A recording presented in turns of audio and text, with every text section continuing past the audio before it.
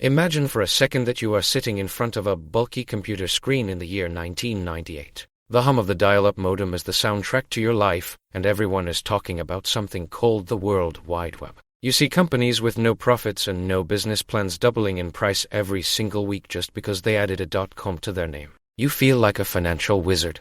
Your account balance is exploding, and you are already picking out the color of your new Ferrari. But then, the clock strikes midnight on the year 2000. Suddenly, the party is over, the music stops, and there are no chairs left. I watched people lose their entire life savings in a matter of days. It wasn't just a market correction, it was a total wipeout of an entire generation's wealth. I'm telling you this because today, as I look at the charts and listen to the hype, I have a chilling sense of déjà vu. It is happening again, but the name has changed. Instead of the internet, everyone is whispering to letters, AI. We are standing on the edge of a massive shift, and while everyone is blinded by the lights, I want to show you the shadows they are trying to hide. Right now, the entire global economy is essentially being held up by a tiny group of companies. We call them the Magnificent Seven. I'm talking about giants like Nvidia, Microsoft, Apple, and Amazon. These 7 names now represent more than 35% of the entire S&P 500 index. Think about how insane that is. If you buy a broad market fund, more than 1/3 of your money is being bet on just 7 CEOs. They are currently locked in what I call the Great Arms Race. They are terrified that if they don't spend every single dollar they have on artificial intelligence, they will become the next Kodak or Nokia. This fear is driving a level of spending that is frankly hard to wrap your head around. They aren't just investing millions, they are pouring hundreds of billions of dollars into data centers and silicon chips. Even if you don't own a single individual stock, your retirement, your savings, and your future are all tied to whether these 7 companies are right about the future, or if they are just throwing money into a digital furnace. One of the biggest red flags I see right now is what I call the circular revenue trap. This is where the story gets really dirty. To keep stock prices high, these companies need to show massive growth. So, they have created a very clever loop. Company invests $10 billion into a small startup. That startup then uses that exact same $10 billion to buy cloud computing services or chips from company A. Suddenly, company A reports $10 billion in new revenue, and Wall Street cheers. But was any actual value created? Not really. It is like me giving you $50 to wash my car, and then you giving me $50 to mow your lawn. On paper, we both have $50 in income, but the total wealth in the room hasn't changed at all. We are seeing this happen on a scale of hundreds of billions. It creates a beautiful, glowing balloon that looks solid from the outside, but inside, it is filled with nothing but hot air. When the auditors and the market finally realize that the revenue is just a game of musical chairs, the drop will be spectacular. Let us look at the actual numbers. This year alone, the top tech firms are on track to spend over $300 billion on AI infrastructure. To give you some context, that is more than the entire gross domestic product of a country like Portugal. They are building massive cities of servers that require more electricity than some small nations. Why? Because they are betting on the 4th industrial revolution. They believe that whoever wins the AI race will effectively own the future of labor. They are looking at the International Monetary Fund reports that suggest 60% of jobs in advanced economies could be impacted by this technology. They aren't just building a product, they are trying to build the replacement for the human workforce. But there is a massive problem with this gamble. Building the infrastructure is the easy part.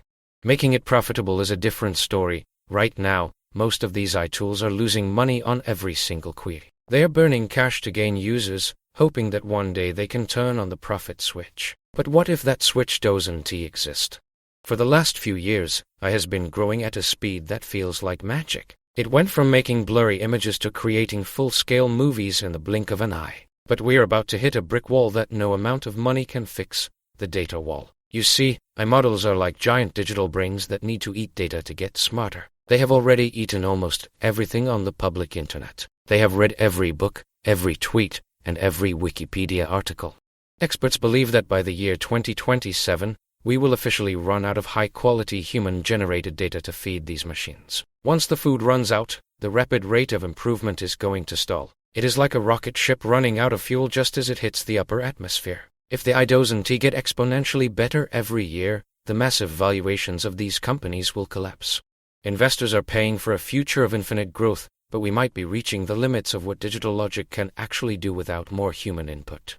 Why do we keep doing this? Why do we fall for the same trap every 20 years? It comes down to human psychology and the fear of missing out, or FOMO. When you see your neighbor making 50% on an stock while you are sitting in a boring index fund, it hurts. It triggers a primitive part of your brain that tells you to jump in before it asks too late. This is how bubbles are formed. It asks not just about math, it asks about emotion. We convince ourselves that this time is different because the technology is so impressive. We look at ChatGPT and think it asks magic, so we throw out all the rules of traditional investing. We stop looking at price-to-earnings ratios and start looking at hopes and dreams ratios. But the market doesn't care about your feelings. Eventually, every asset must be valued based on the actual cash it produces. If a company is valued at $500 billion but only makes $10 billion in revenue while losing money, it is a ticking time bomb. This isn't just a battle between companies, it is a war between nations. The United States and China are both treating AI like the nuclear bomb of the 21st century. They believe that whichever country masters AI first will dictate the global economy for the next 100 years. This means the governments are pouring subsidies into the market, which further distorts the real value of these companies. When politics enters the stock market, things get very dangerous. It creates artificial demand that can vanish with a single change in policy. If the US government decides to restrict chip exports or if China launches a rival system, the stocks you hold could drop 20% overnight. We are no longer just investing in technology, we are betting on geopolitical stability. In a world that feels increasingly divided, that is a very risky bet to make with your life savings. After everything I just said, you might think I am telling you to sell everything and hide your money under a mattress. But that is not the answer. The truth is, even during the dot-com crash, the internet was real. Amazon survived, Google survived, the technology changed the world. The same will be true for AI. It is a world-changing tool, but most of the companies you see today will not be the winners. My strategy is simple, I stay in the game, but I refuse to play by the bubble's rules. I'm continuing my automatic monthly investments, but I am focusing on broad market exposure. I want to own the whole haystack, not just the one shiny needle that might turn out to be a piece of hay. By using low-cost index funds, I am betting on the total human economy, not just the latest trend. This allows me to capture the gains if I succeeds, while protecting me if the Magnificent Seven suddenly become the Forgotten Seven. The real secret to surviving a bubble is a word most people think is boring: diversification. But I am not just talking about owning different stocks. I am talking about owning different types of assets entirely. In my personal portfolio, I don't just have digital numbers on a screen. I hold physical gold, I own real estate, and I keep a healthy amount of cash in high-yield accounts. Why? Because when a bubble bursts, correlation goes to 1. That means almost all stocks go down at the same time. You need assets that don't move in sync with the Nasdaq. If the AI market crashes tomorrow, my gold and my rental income won't care. They will keep providing value. This is how you build anti-fragile wealth. You want a system that doesn't just survive a crash, but actually benefits from the stability of other sectors while everyone else is panicking. So, here is your roadmap. First, take a deep breath and look at your portfolio.